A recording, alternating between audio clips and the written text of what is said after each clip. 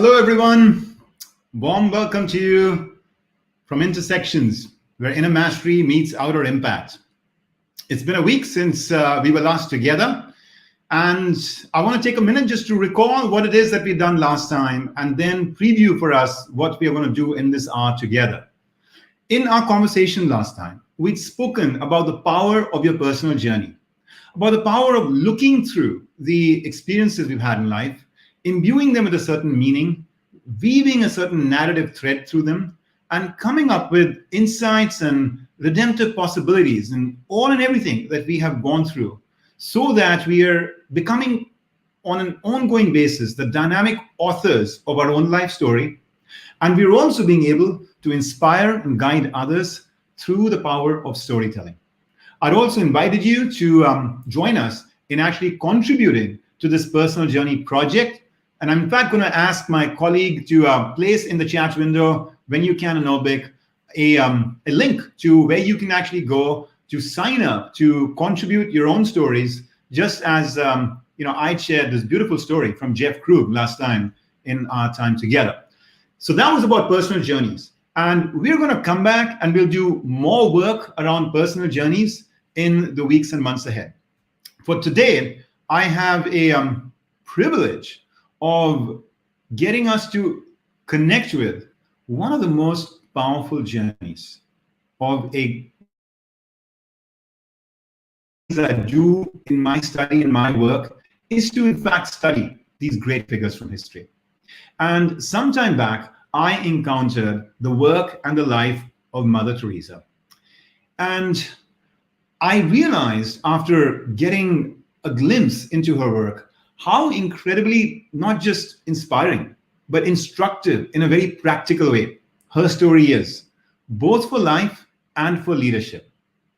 Now let's start just with the basics about who we're talking about here. Mother Teresa is one of the most remarkably recognized figures in modern history. In 1999, in a Gallup poll, she was voted as the most admired person of the last 100 years as the century was coming to an end. In America, she was nominated by Time magazine as one of the 100 people, through history, forevermore in the past, who have changed the world. She won the Nobel Prize, of course, in peace as well. She started an organization from scratch. And from those very grassroots moments, she built it to have a vibrant presence in 130 countries with 4,500 very devoted nuns in that Missionaries of Charity. And today, we have the opportunity to also gain our own inspiration and guidance from this world-changing figure.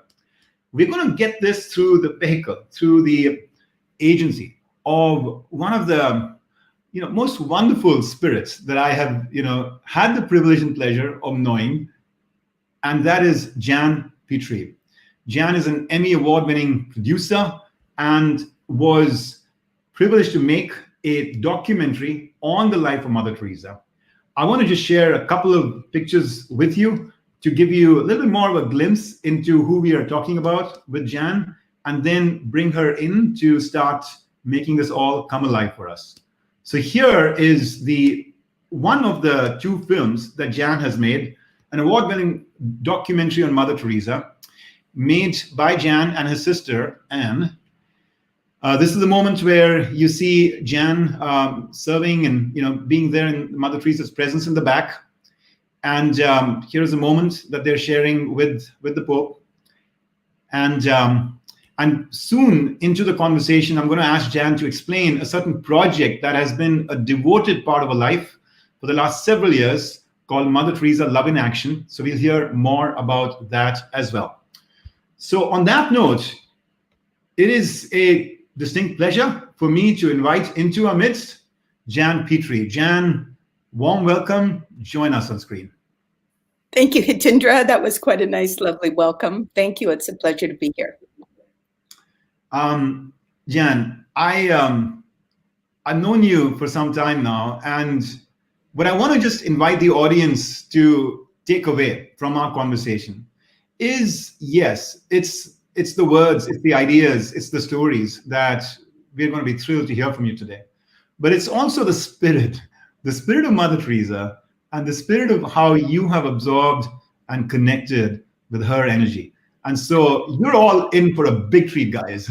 So again, big warm welcome to you, Jan. Thank you. Thank you. I want to start by just having us think about the relevance of a figure like this for today's time. We are going through such a tectonic period of tumult and turbulence. And many of us are seeking and wanting to do good in our communities, to do good at work, to do good in our families. But it also gets very overwhelming when you think about the scale and scope of that task. If Mother Teresa if she was like with us here today, how would she have faced up to this challenge? Well, that's a big question. In my experience of Mother always began where she was. And she was very fond of saying also small things with great love. See what you can do and start doing.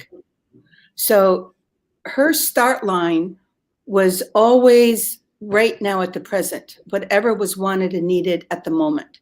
I witnessed her, in other words, she just looked in the present to see what was wanted and needed, and that's what she did.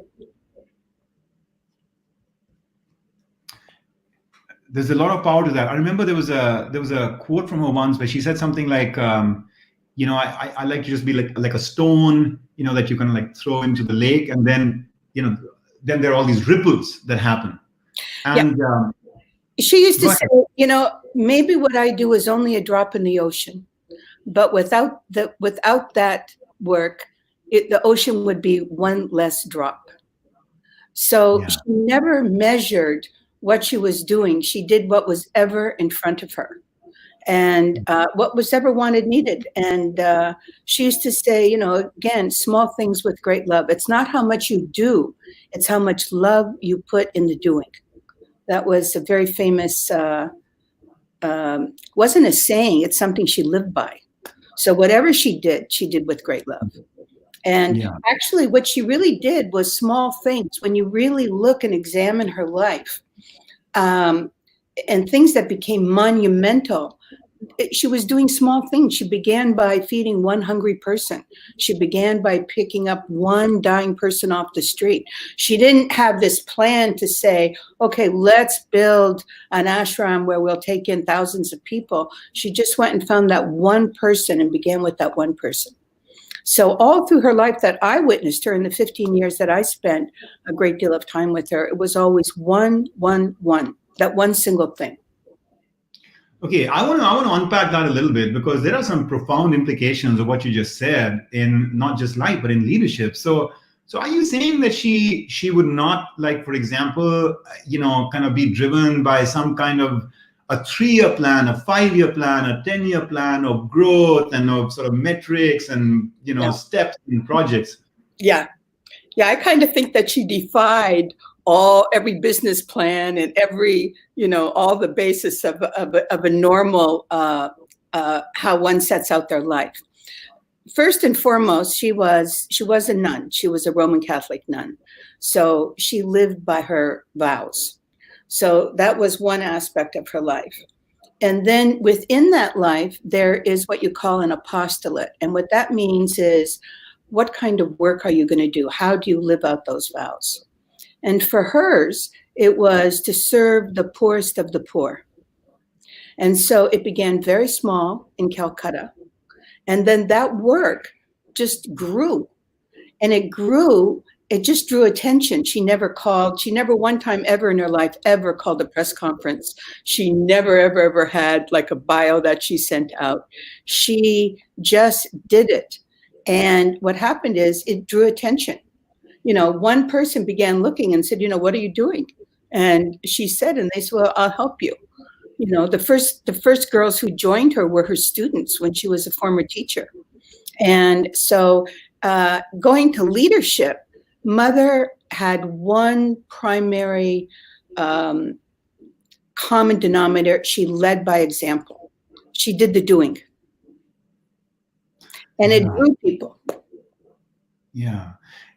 just to close that topic out, because I just find it so striking. Are you saying that she would, in perhaps the early stages of her work, and I realize that you got to know her at a certain phase, but from the stories you've heard, about her path, at that point, and then certainly you've seen the work grow even during your time there. Are you saying that she wasn't sort of like painting an ambitious vision that, folks, here is where we are today, but tomorrow this work is going to grow in this way, and that's our goal, our mission to like scale up, all of those things that we hear about, even not just in business, but even in the world of social enterprise and social impact. There are all these like change a billion lives kind of like aspirations that, I hear people have all the time in business schools and, and other such like parts of our university. So yeah, I mean, was that not part of her kind of advanced vision? I never saw that. What I saw was no matter, and I traveled to, dozens and dozens and dozens of countries. I was part of her beginning formations in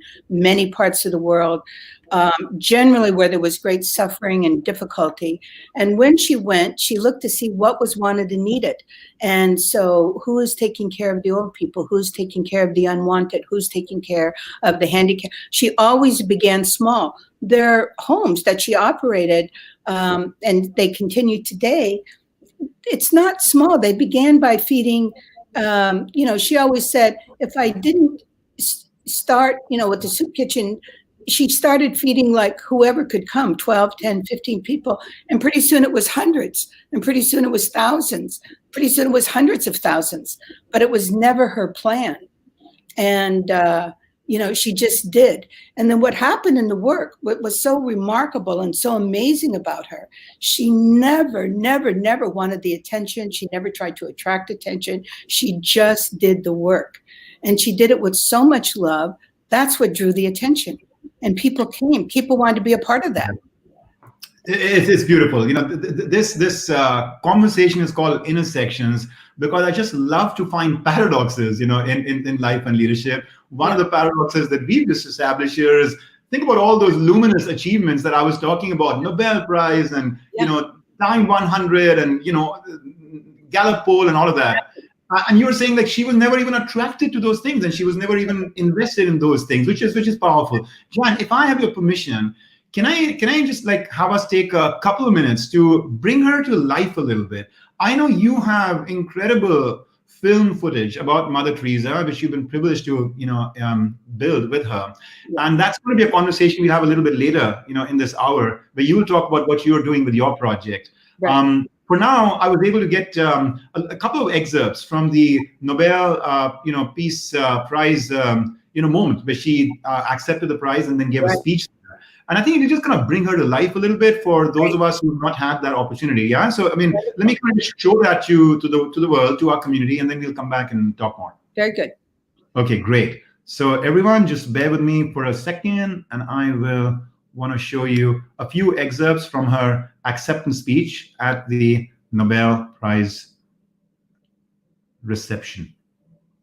One evening, a gentleman came to our house and said, there is a Hindu family with 8 children, have not eaten for a long time. Do something for them. And I took rice and I went immediately. And there was this mother, those little ones' faces, shining eyes from sheer hunger. She took the rice from my hands. She divided it into 2 and she went out. When she came back, I asked her, where did you go? What did you do? And one answer she gave me, they are hungry also. She knew that the next door neighbor, a Muslim family, was hungry. What surprised me most, not that she gave the rice, but what surprised me most, that in her suffering, in her hunger, she knew that somebody else was hungry. And she had the courage to share. And she had the love to share. And this is what I want you to love the poor. To say that the hour of death, we are going to be judged on what we have been to the poor. to the hungry, the naked, the homeless. And he makes himself that hungry one, that naked one, that homeless one. Not only hungry for bread, but hungry for love. Not only naked for a piece of cloth, but naked of that human dignity. Here in Norway, you are, with God's blessing, you are well-to-do. But I'm sure in the families, in many of our homes, maybe we are not hungry for a piece of bread, but maybe there is somebody there in the family who is unwanted, unloved, uncared, forgotten. There is love. Love begins at home. And love to be true has to hurt. I never forget the little child who taught me a very beautiful lesson. They heard in Calcutta, the children, that Mother Teresa has no sugar for her children. And this little one, Hindu boy, 4 years old, he went home and he told his parents, I will not eat sugar for 3 days. I will give my sugar to Mother Teresa. How much a little child can eat? After 3 days, they brought him to our house. And there was this little one who could scarcely pronounce my name. He loved with great love. He loved until it hurt. And this is what I bring before you.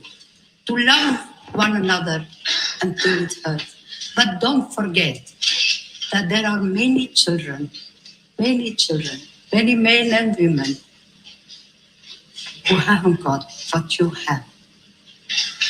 And remember to love them until it hurts.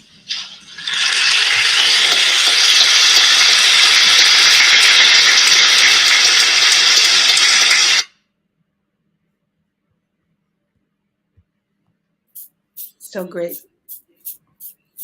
It's hard to talk, after watching something like that. You just feel so infused with a sense of grace, Yeah. And you see, the mother didn't use big words. She didn't give grand speeches. She only spoke very simply. I often used to say she spoke like in prime numbers, indivisible, very straight, just straight from the heart. And it just disarmed people. And also, she never had any agenda. There was never other agendas governing her. So it was completely to help this person, to be with that one, to do this. And also, what the remarkable thing about her is that she really, her appeal and her being transcended all social, political, and religious boundaries. So she would say, Hindu, Muslim, Christian, communist, and Jew. Every single man, woman, and child is a child of God, created to love and to be loved. And that's how she saw everybody, child of God. So she didn't see our differences. She didn't see our divisions. And people respond to that. People just respond to that. Yeah. Jan, let's explore that a little bit more, because we're living in a world which, I see two kind of like almost like opposing, forces. On the one hand, there's a sense of inclusive unity, this dissolving of, geographic and national boundaries and things. And yet, on the other hand, there are these, big divisions that are rife right now within a nation, let's say the United States, let alone, across national boundaries. And when I think of Mother Teresa, there are a couple of aspects, to her profile. The fact that she was a devout Christian, the fact that in fact she was a Catholic, right? Which to some people would suggest that she was sitting here, in her community, and then there was the rest of the world, because that's how these religious divisions and boundaries have been at times expressed or experienced by people. So when you say that she said, every Hindu, Muslim, Christian, Jew, I mean, are you able to share stories or examples in a very concrete way of how she really had this very expansive heart? Well, to her, every single person was a child of God. And, so this time for her, if Mother were here now, this is so relevant to how she lived. Because right now, we all find ourselves in this commonality. we are all kind of, I don't want to use the word imprisoned, but we're all kind of sheltering in place because of this thing. You know, when has there been something where the whole world has had this common experience? And Mother lived every day that way. That's how, so when I go out, I expect to see everybody in a mask. I go out, I expect to see everybody in gloves. When Mother went out, she just saw the same always in everyone. She saw a child of God. Yeah. And that's how and people responded to that. She looked at, people just lit up. There's a story, I think I've shared it with you before. Anywhere in the world, and I've been to, many, many, many countries with her. And very often somebody would say, "Oh, Mother, you look like my mother," or "Oh, Mother, you look like my grandmother," or "Oh, Mother, you look like this." And it was so funny. We'd be in the most bizarre countries and people would say that. So one day we were going into Vietnam, and we were in Vietnam, and Mother was looking to, there were children who were victims of Agent Orange. And they were handicapped, they were this. And so Mother, there was a need. So Mother was looking, she would provide that home for these children. And we had to deal with this general, communist general in Hanoi. And everyone said he was really tough. Mother, you're going to have a hard time dealing with him. He's not going to go along with this. He wants them to stay in the state-governed, state-operated institution. So I said, well, Mother, at least here in Vietnam, nobody's going to say you look like their mother. And just for the obvious physical reasons. So anyhow, we go into this small room and in comes this young, actually very attractive general. He was probably about 40 something years old. And we expected a much older person. He came in kind of very serious and tough. And he looks at Mother and he says, "Oh, Mother, you look like my grandmother." And I couldn't believe it because there's no way she could look like. And Mother said, "Acha, very good. Then you have to help your grandmother. And this is what Mother wants." Mm-hmm. And there we went, and there she got it. And there we were able to put. It was later. I didn't really realize it then. I just laughed at the moment, or I smiled. But I realized that Mother wasn't really looking like these people. But I think his grandmother looked at him with love in her eyes. Mm. And I think their parents or their loved ones, when you look at someone you love, that child feels that love. And I think that's what he was responding to. And it came to me that that's what everybody was responding to. She really didn't look for that, but that love that she emanated, that came out to her. I think that's what people were responding to. Oh, that's, I get goosebumps every time I hear that story. It's just so powerful. It was making me also think about, Jan, how, when you talk about having to go out with masks today, in some ways it really sort of curtails the human-to-human experience and the human-to-human touch. And yet, on the other hand, when you think about what you just said, there was so much love that was pouring forth from her eyes. Maybe we should take hope and see possibilities, even in a, let's say, temporarily masked kind of, social environment that we may have to be in. That, guys, this doesn't mean that you don't at least let love pour out from your eyes, because our eyes to eye contact is still there. And we're all stuck at home. And this reminds me, because Mother, one of her theme songs, her go-to, she didn't have many topics. She kind of repeated. We used to say she was a Johnny One Note because she just she lived by and continued to say and share the same things. And what she would say, love begins at home. Love begins at home. And you cannot give what you do not have. And so she would always say, begin in your own family.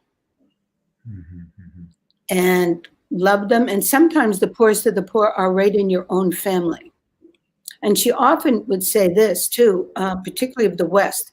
She'd say, you give somebody a piece of bread and it's easy to feed them, to meet that hunger. But she said the greatest poverty and the greatest hunger is to be unwanted and unloved, to feel unwanted, to feel unloved.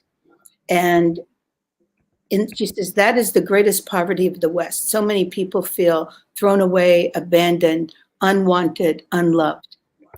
And Mother would say this, at this moment, if there's nothing else we can do, we can express our love to someone in our home, in our neighbor, in our community, you know, the person you pass in the elevator with the mask, just something. So I think that's very typical of Mother. That's beautiful. I think one lesson I'm drawing from that is not to worry about the scale at which you're loving, but to kind of like worry more about the quality of loving that you're bringing to every moment. You know, is that fair? Yeah, she would say, you know, she, first of all, she lived completely in the present. Completely in the present. And, you know, she dealt, you know, at the time of her death, she had homes in more than 125 countries. And many of the worst spots in the world, where there was famine, starvation, war, revolution. And so her aim was always to take care of those people who have no one and nothing. And those were her people. She didn't call them the poor, she called them our people. Yeah. These are our people. Yeah. And so she claimed them. She says, let us find our people. And so that's how they felt love. And by the way, when you showed that Nobel Prize footage, when they presented her with the award before her speech, they presented it and said, I can't quote it exactly, but they said, you know, there are many, many people who do wonderful things in the world. There are many people who are doing wonderful charitable acts or what have you. But Mother was presented the Nobel Peace Prize because she gave this work. She served the poor in such a way that she elevated their dignity. That the dignity of the poor and of the sub were elevated by her work and her sharing. So there's a terrible expression called cold is charity. And what Mother did is when she gave something to somebody, she wasn't just giving them a piece of bread. She was loving them, and they felt that. And then they rose. They became someone. When you're loved, you are somebody. And when we talk about love in action, we're not talking about her love in action. What she's talking about is God's love in action. Because she always said, God loves the world through you and through me. Yeah. So love in action is God's love in action. It's his gift. And that, again, my brother, my sister. Yeah. So beautiful. So beautiful. Let me just take a quick little digression here to invite everyone, to the extent that this is something you feel your community will value, to share this in your social media channels, so that others who you feel could be invested in this, like it, enjoy it, benefit from it, can do so as well. I also want to invite you to share your questions. What is it that we have an incredibly privileged moment right now in front of us with Jan. What is it that you'd like to learn about Mother Teresa through Jan's experience and through her perspective? And so my colleague Paul is going to be waiting here to take questions from you and compile them. And then I'm going to be inviting him back here in a few minutes to start having us have a dialogue with Jan more directly as well. Jan, as we prepare for that moment, if I can maybe invite you to turn our attention towards the qualities of Mother Teresa as a leader. So we've seen a lot of powerful human qualities in her from what you've shared. Just such an exemplar of love. We have seen, such powerful qualities of her as a saint. Now, if you turn to her as an institution builder, as the inspiration and guide of a movement, as a people manager, all those things we think about as leadership. What would you say were one or two very distinctive things that people who are aspiring to be, great leaders, especially at a time like this, that they could take away from her story? Very simply, Mother led by example, and she walked the walk and talked the talk. There was no second side to her. Anything she said, she did. It's a simple thing, even a simple thing like in the comment, they get up at 4:40 in the morning. She was the first up. If they had to be at a certain place at a certain time, she was the first one there. So she simply led by example, always, always. And, it's a very interesting thing. We were in this one country, there was a coup d'etat, kind of a revolution, turned out to be a coup d'etat. And the country was in shambles, it was in Eastern Europe. And we went into mother was invited in, and we went in, and the place was just unbelievable. It was really, there was, rioting in the streets, and there were some handicapped children that no one was taking care of, but mother wanted to take these children. Anyhow, mother just went in, saw the problem. See, she was so clear. There was no other agenda other than to serve those poorest to the poor. So when she went in, we got these children, and we came out. I mean, it was just a remarkable story.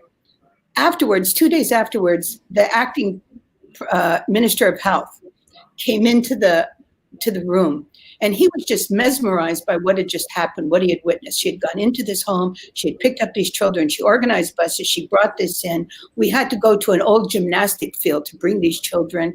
We took this old dormitory. I mean, it just began. She didn't wait for a great building. She didn't have cribs. She says, no, we'll take these children now. And we took them out, we put them on blankets, and then everything began to come. Everything began to come and put together. So she didn't wait for the right circumstances. She acted, and the circumstances built around instantly. And so this the acting Minister of Health, he said, Mother, from where do you get your power? And mother looked at him and she went, I get it from him. She said, I'm only a little pencil in his hand. So mother was all about serving.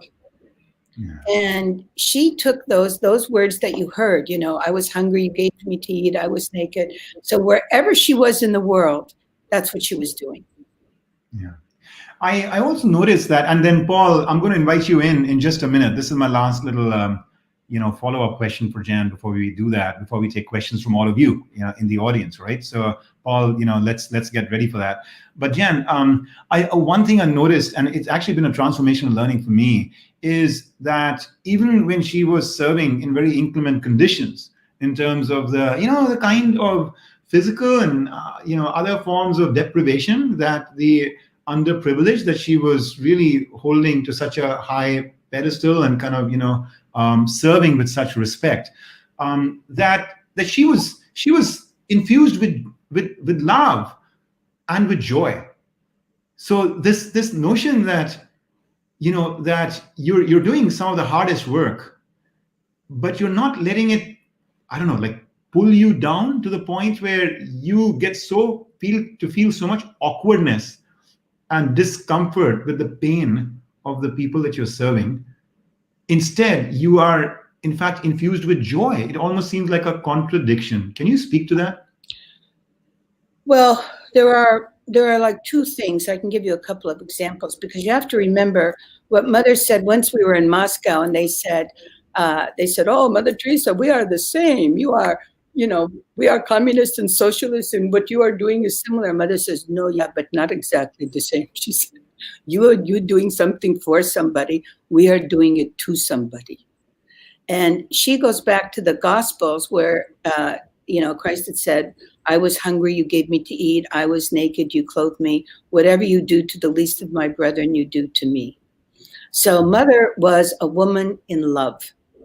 She was like an 18-year-old girl in love. And when you love somebody, you have that joy. You're serving that person whom you love. And her love was Christ, God. So that everything else was secondary. It was all what she was doing, full stop.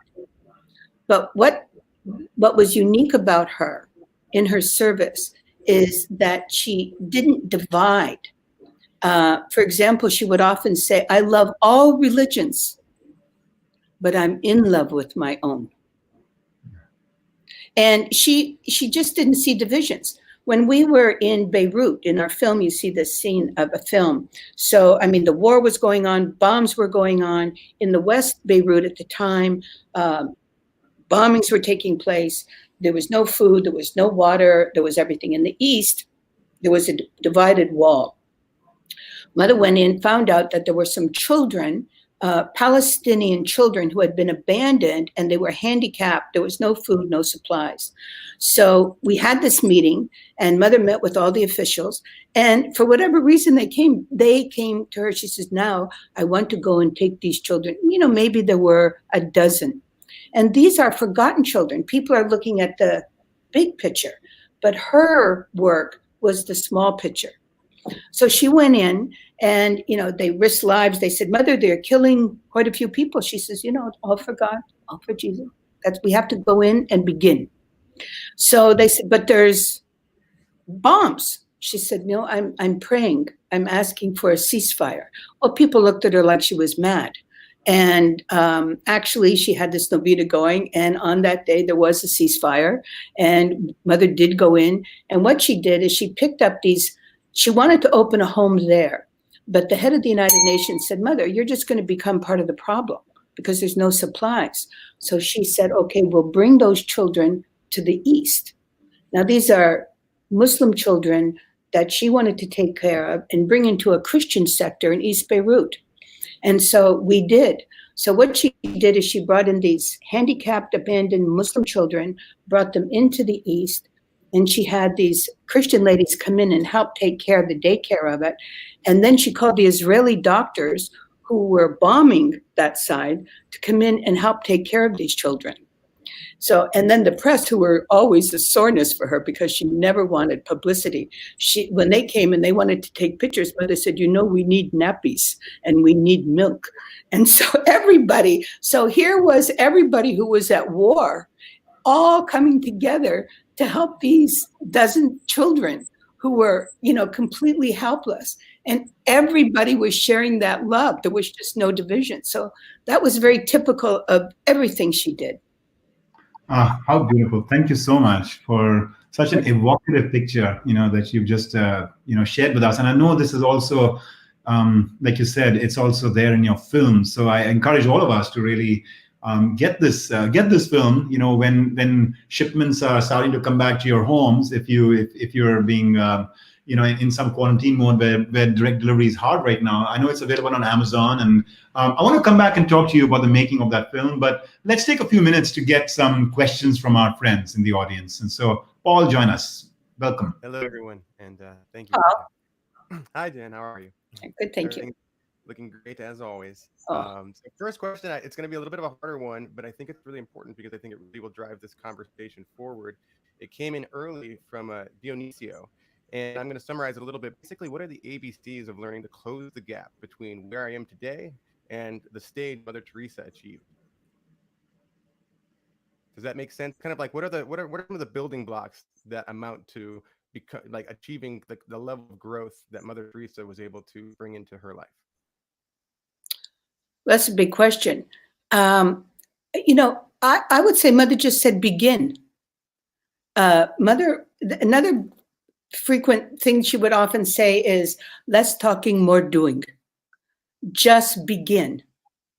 And she kept things simple. On one sign at the Mother House, it says, peace begins with a smile. Let it begin with me. So small things, but just begin. And, if you read all these business books and everything and habits of successful people, these are habits. And if you will, Mother developed these habits. But she lived this daily. So I think all we can do is begin where we are now. She didn't live in the rear view mirror, and she didn't bring the issues of yesterday to today. She looked to see what was wanted and needed at the moment, at the time. She lived very much in the present. And I think that's good for all of us. We can just say, what can I do right now? Maybe I can't go out and work, but what can I do right now? Even if it's cleaning my closet or visiting my neighbor or do it with love and enthusiasm. And it's kind of what we bring to the table. Another thing that Mother did that was, and this, Hitendra, you had asked this before.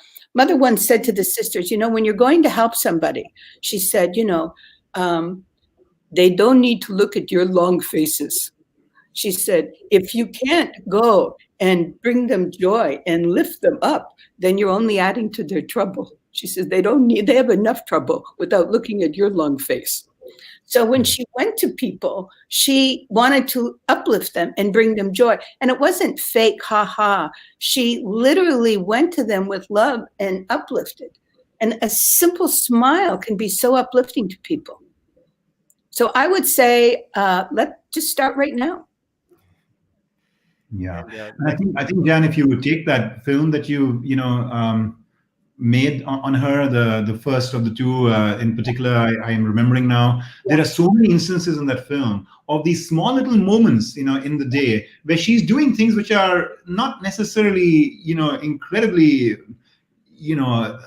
just royal and massive and scaled, but she's doing them with such presence and such love and such grace. And so I really want to encourage everyone to kind of take that film, and watch it as an instruction book. Paul, back to you. Yes. So next question comes in from Michael. Did Mother ever express fear? And if so, what about?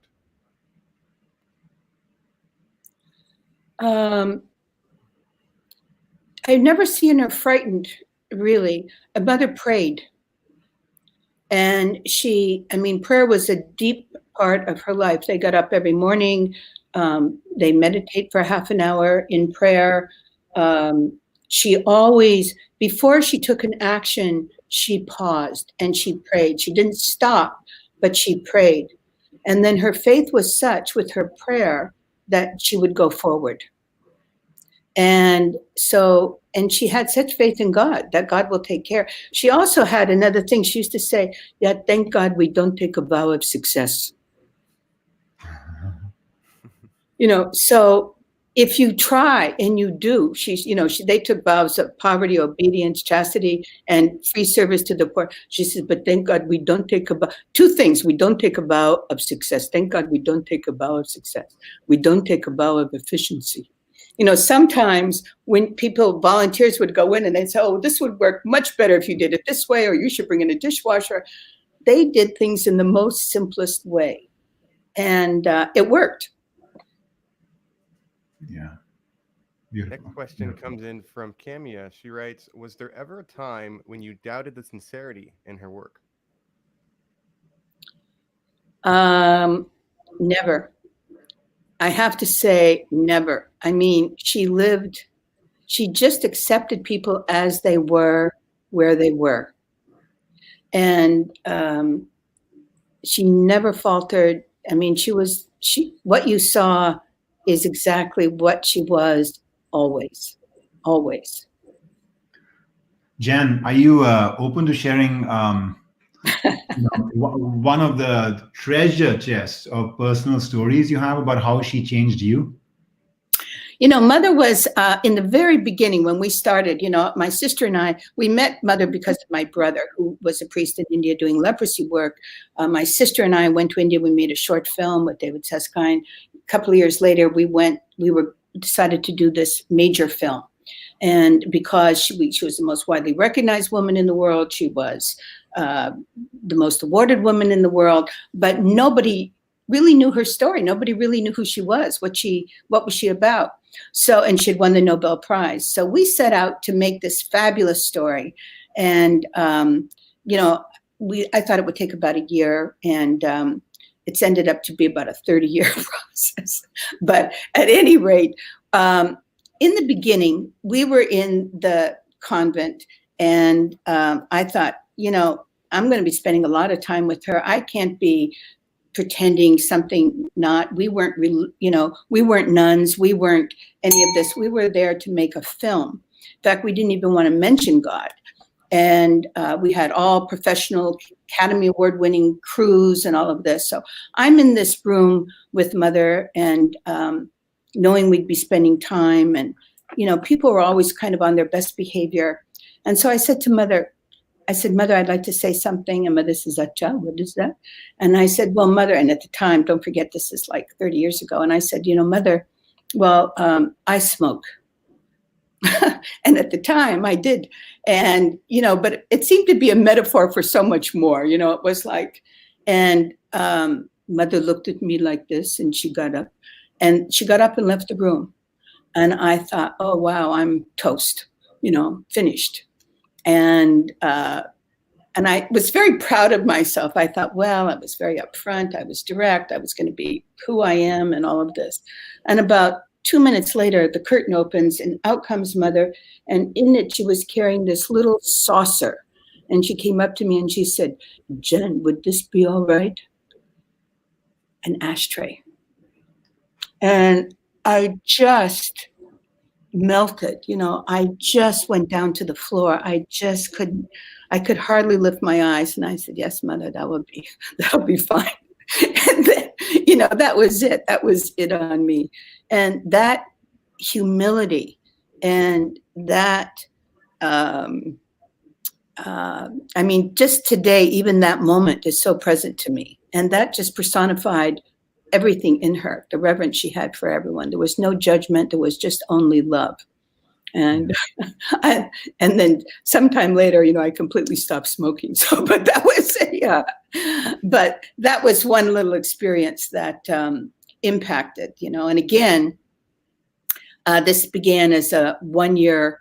And just to share one other thing, because I was on this point, when my sister and I were making this film, and again, we all pros in the business, and our crews had, he went on to do a Madonna film afterwards, and this and that, and we said, well, let's don't mention God. We have this dynamic, wonderful person who is really doing incredible things in the world, Nobel Prize winner, all of this. We'll just capture everything, but not mention God. And in a year of editing, it just was not coming together. We had the most compelling footage. We had the most compelling elements, but it just wasn't coming together. And then we realized it's a lie. And what was the lie? The lie was you could not separate Mother Teresa from God, because everything she did, everything she said, everything, her entire source and what drove her, what motivated was that. And so we just got out of the way. And once we got that, everything came together, because we weren't trying to, and she doesn't try to. People talk about proselytizing or anything. That's never been her thing. She just does. And when she does, it attracts, but that's her source. Yeah.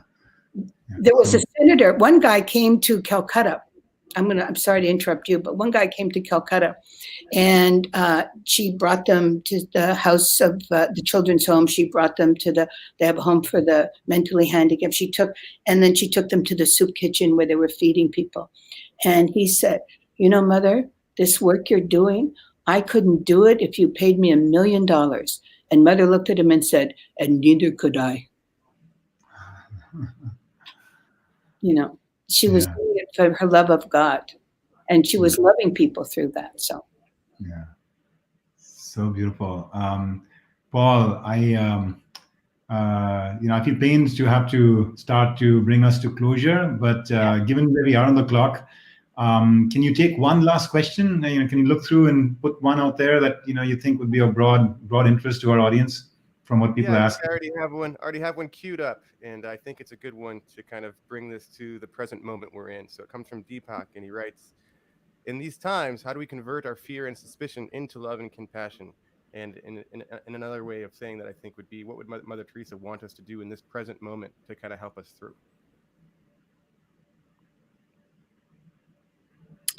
Well, for me, I think it's really the same, Deepak. I would say the same thing. Mother used to say this, a clean heart can see God. And she herself protected her own heart. And she never wanted, so when you squeeze, one sister showed me this as an example one time. I was very angry at something, and I was surprised, and I apologized. And she says, yeah, but Jan, that was in you. So, there's an old expression, if you squeeze an orange, lemon juice doesn't come out. So what's in us, we have to have the desire. Mother used to say, you have to have the desire to do good. You have to have the desire to be holy. And that's what she would teach the sisters all the time. She used to have she used to take people's hands like this, and she'd say, I want, with God's blessing, be holy. And for her, that was simple. That was her 5-finger whole dogma and lesson. So I think we have to have the desire to be loving, the desire to do good, the desire, and then pretty soon there's a shift within us. Yeah, beautiful. Paul, thank you for fielding those questions for us. Jan, talk to us a little bit about the continuation of your work with her. So you made this film. You ended up going beyond the film to serve her during her own physical presence here. And then what? What have you been doing in the decade since? So the short answer, Hitendra, is, first of all, it took 5 years for my sister and I to make this film. And the film ended up, winning a lot of awards. And after we won the Soviet Peace Prize, our film actually brought Mother Teresa. I said, Mother, this time you're with us. After us following her over 5 years in 24 locations and 5 continents and 10 countries, I said, Mother, now you're with us. So the film actually helped to bring her into the Soviet Union. And then Mother was awarded the Soviet Peace Prize as well. And so afterwards, then Mother asked me, we were finished and I thought I was done. And then she asked me, she wanted to go back to Moscow. And she said, are you able to come? I said, yes. So anyway, that continued for 10 years. And I began in that period of time as she was going into mostly these terrible war situations, horrific environments and situations, just to help those. So what I began to see, and it was a slow thing for me as well, is that, this is something very sacred and precious. And so we had about 250 hours of content and media, which nobody has seen. And also we had many offers to sell 2 minutes, 3 minutes. We thought, wait a minute, this is something really sacred here. And this is something that we have to keep for posterity, because it's one of the first times in history that we have a kind of a witness to listen and hear a saint in their own words. So we kept this collection, and now we're working on something that's called Mother Teresa, Love in Action. And we are taking this collection and putting it into the highest digital format, so it's future forward, and creating a multimedia interactive archive, so that gives you all of the information of the who, what, why, where, when. So for future generations, they'll have this. And our goal is to protect the integrity and authenticity of her words and actions and make them available for future generations. So we call it a sacred saint. It's a precious gift for the future. So that's our little offering. So Mother used to say, and I'll leave you with this, it didn't matter if you were a president or a prime minister or a king or whatever it was, she said the same word. And she used to say, what you can do, I cannot do.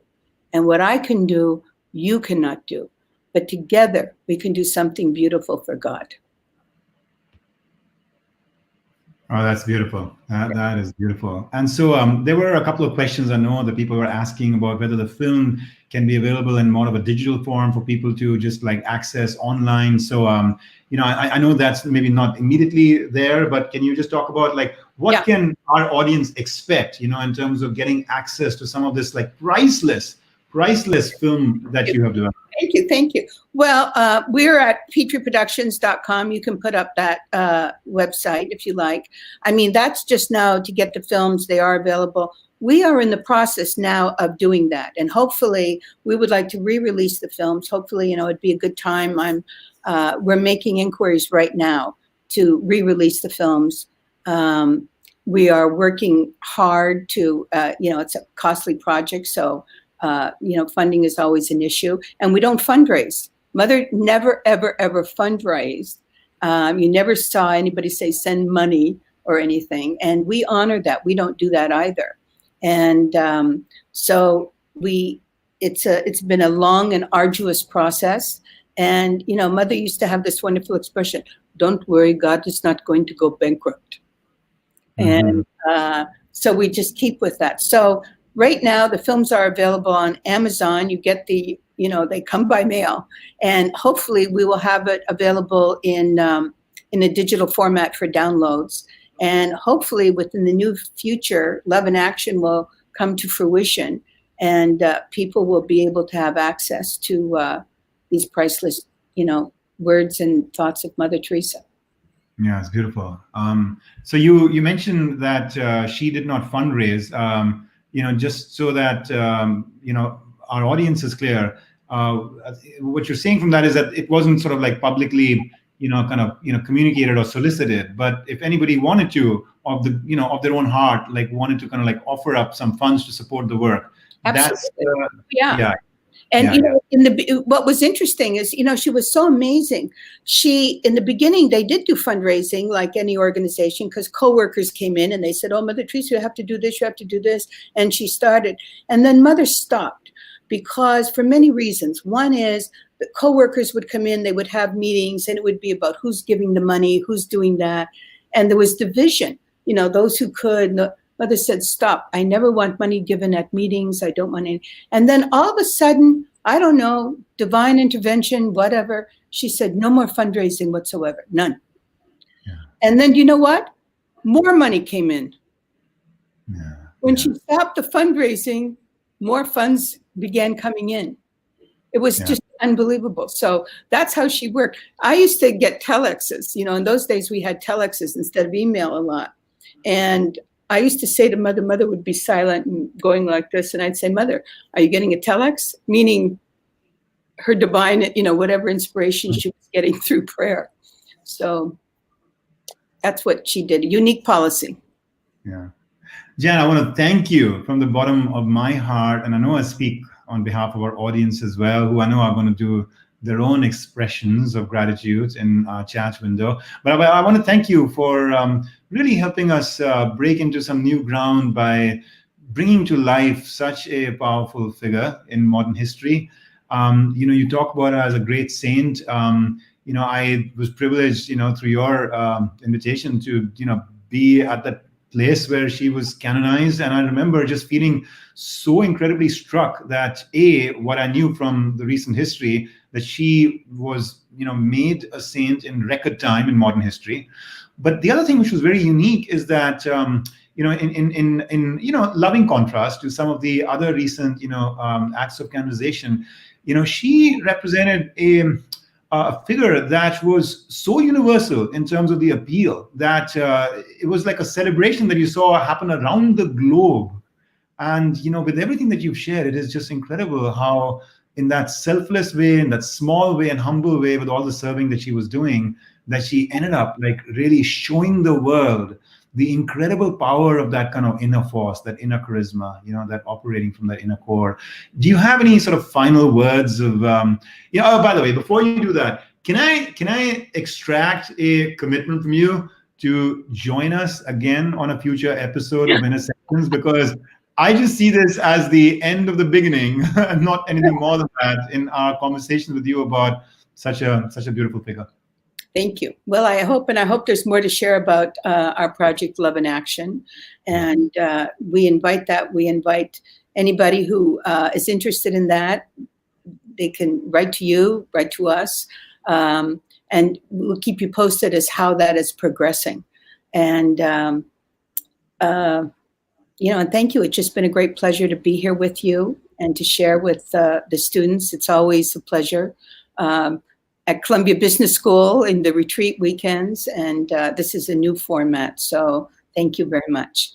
Yeah, thank you so much, Jan. I'm going to, allow you to, step back into your beautiful world and take a few minutes to close it out with our friends in the audience. But I know there's a lot coming in the chat window of words of expression. We will share those with you offline as well. Okay. God be. You so much. That's great, folks. I really don't want to editorialize about Jan. She is such a authentic and spirited articulator of this beautiful message of inspiration from Mother Teresa. What I was doing as she was doing her sharing was compiling just a few things that perhaps we might take away. These are just like my impressions, and so they're in some ways very subjective, and so take them for what they're worth. But 3 lessons that I take away from the conversation you had today, this whole notion of not just doing service and fighting for great causes, but the example from Mother Teresa of doing so with incredible love and also with a spirit of joy. Because as Jan was saying, you don't want to have these people be burdened by your sullen expressions. That notion of love and joy being the central forces that drive you in life and in leadership. And also, this theme that, it could be small things you do or big things you do, as Jan was saying when she was answering questions from you, but what can I do in the present moment to practice more of this? And Jan was saying, just look around you. Maybe you can clean your home, or maybe you can love somebody in your family, or what have you. I mean, these were her understanding of Mother Teresa's message. And there's just this beautiful force and possibility there about, it kind of like doesn't matter what you do, but the love you put in the doing, which are really her words, her words. One example of these, what Jan was saying, the prime numbers in which she spoke, the essence, the simplicity, and yet the incredible power and the multiplicative possibilities in what she was saying. And then I was very struck by this idea that, that she was often recognizing that love begins at home, that, it is ultimately a force that takes over the world, but it starts from that place, right in front of us, the opportunity that's right in front of us, especially at a time like this when we are all sheltering in place. I want to give you one action, and this is something that my colleague Petra has really encouraged me to take on in our Intersection webcast, which is an evolving work in progress. Just like you are an evolving work in progress, and I am, so is webcast and our community and our movement, right? And she was encouraging me to say, like, why don't we give you one thing to work on going out of each of our webcasts? And so the thing that I'm going to propose to you is to take what Jan was saying was Mother Teresa's in some way central message, which is, do small things, but do them with great love, right? And, I remember this quote from her that Jan has shared, which is that, not all of us can do great things, but we can all do small things with great love. So over the course of this next week, before we see each other next, just kind of pay attention to the love that you're bringing to every interaction, to every moment, and to every form of service. I want to take a minute to also introduce you to what it is that we will do next week. We will have with us Melanie Joy, who is a psychologist who has done some really thoughtful work around human consciousness and applying that to our relationships with each other, our relationships with the animal community and the universe at large, and then also with our own self. And she is the author of a book called Getting Relationships Right, How to Build Resilience and Thrive in Life, Love, and Work. And among others, Yuval Harari, who himself is a very preeminent author, has said some beautiful things about her thought process, her just kind of approach to life, her philosophy, and the kind of teaching that she's putting out there. So I am incredibly thrilled and delighted that we will have the opportunity to hear from an expert on something that she calls relationship literacy. How can we all gain more formal and thoughtful and structured step-by-step mastery over the ways in which we actually foster real positivity in our relationships, both in life and in leadership. So look forward to that next week on Thursday. And in the meanwhile, I wish you well, and I pray that you will be taking on this cause of doing everything over the next week with as much of a thoughtful expression of love as you can. All the best. Godspeed. Share this if you can with others in your community. Be well for the next week, and we will see you in 24/7 time. Take care. Bye-bye.